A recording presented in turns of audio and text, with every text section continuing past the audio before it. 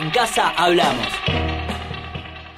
Estamos de nuevo entonces con Jorge Duarte, se quedó también Ezequiel Ávila, para hablar de cuestiones relacionadas con lo sindical. Tanto CTA como CGT vienen hablando mucho del impuesto a las ganancias, del mínimo no imponible, de las asignaciones familiares. Ahora esto se traduce en definitiva en números que el gobierno por el Congreso aprueba o desaprueba y designa presupuesto. Entonces podemos compararlos de alguna manera. ¿Qué podemos hacer con esos números? ¿Cómo los podemos integrar dentro de esta discusión, Jorge? Bueno, en base a esta disputa que hay, digamos, los sectores sindicales más combativos, pidiendo principalmente que se aumenten los topes a partir del cual se pierde el beneficio de las asignaciones familiares. Repasemos rápidamente qué son las asignaciones familiares.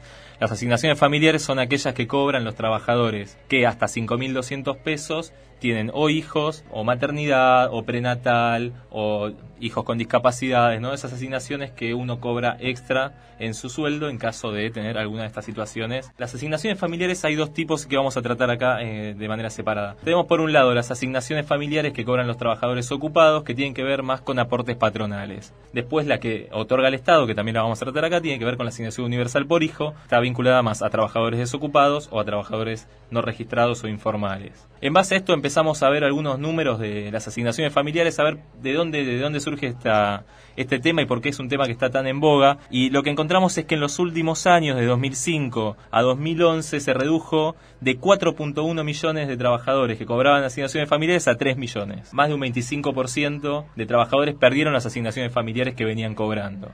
Esto entonces tiene que ver con los aumentos de sueldos en pesos, ¿no? Que tienen que ver con los acordes paritarios, pero que ese mínimo para recibir las asignaciones familiares no se actualiza.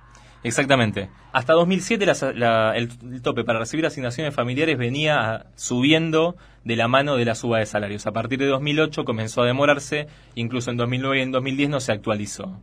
Esto genera que el retraso que hay en la suba de los topes haga que más trabajadores pierdan el beneficio.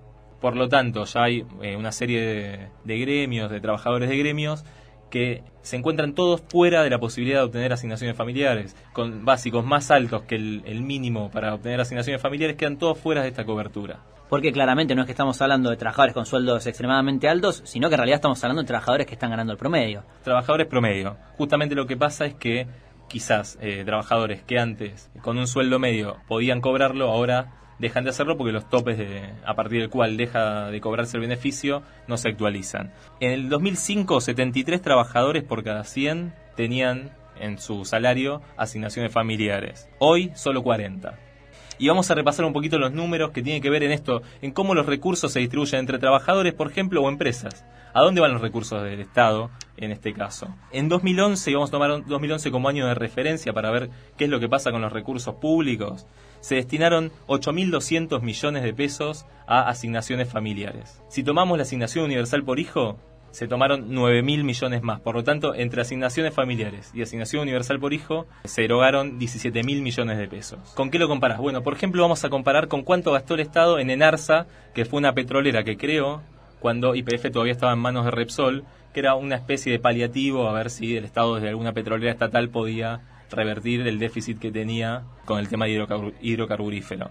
En Enarsa, en 2011, solamente en Enarsa, el Estado gastó 10.500 millones de pesos. Si tomamos en cuenta AISA, que es una empresa que se estatizó durante el periodo del kirchnerismo, entre el último periodo, ahí se gastaron casi 4.000 millones más. Y si le agregamos Aerolíneas Argentinas, tenemos 3.500 millones más. Por lo tanto, entre Enarsa, AISA y Aerolíneas Argentinas, se llevaron la misma cantidad de recursos que se llevaron la asignación universal por hijo y las asignaciones familiares para todos los trabajadores ocupados que la perciben, en 2011. Ahora empezamos a comparar con algún otro datito más. Por ejemplo, se invirtió en vivienda social en 2011, algo que ahora está muy en boga, ¿no? A partir de los créditos primero del macrismo y después de Cristina, anunciados ayer. Se invirtió en 2011 en vivienda social 4.800 millones de pesos. Por lo tanto, en Enarsa, AISA y Aerolíneas Argentinas se invirtió 4 veces más de lo que se invirtió en vivienda social. Vamos a algo que nos tiene a todos como muy movilizados, que tiene que ver con el transporte ferroviario. En el transporte ferroviario se invirtieron en 2011 6.550 millones de pesos. Es casi lo mismo que se invirtió.